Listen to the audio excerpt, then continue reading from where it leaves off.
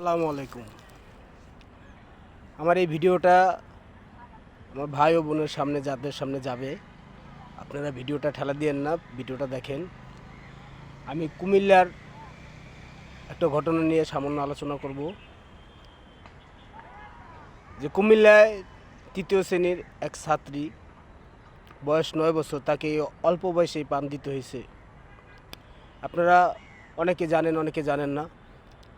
তো সমাজের থেকে যে এখন এই ধর্ষণ নামক যে একটা কীড়াপতঙ্গ এখনও উচ্ছেদ করা যায় না, এত বিচার এত কিছু, তারপরও এই সমাজের থেকে এই জিনিসটা দূর করা যাইতেছে না।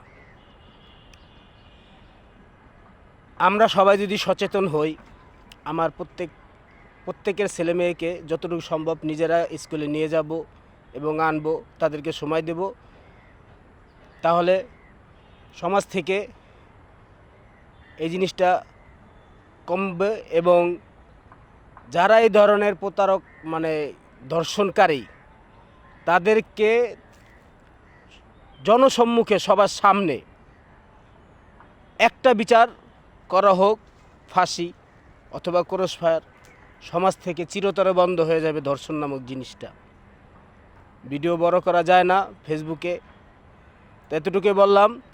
একটা মাত্র বিচার করা হোক, সরকারের কাছে আকুল আবেদন যে একটা বিচার করা হোক, যে যারা এই ধরনের নোংরামি কাজ করে তাদেরকে জনসম্মুখে বিচার করা হোক, একটা ফাঁসি অথবা ক্রস ফায়ার। তাহলে সমাজ থেকে এই জিনিসটা দূর করা সম্ভব, নয়তো না।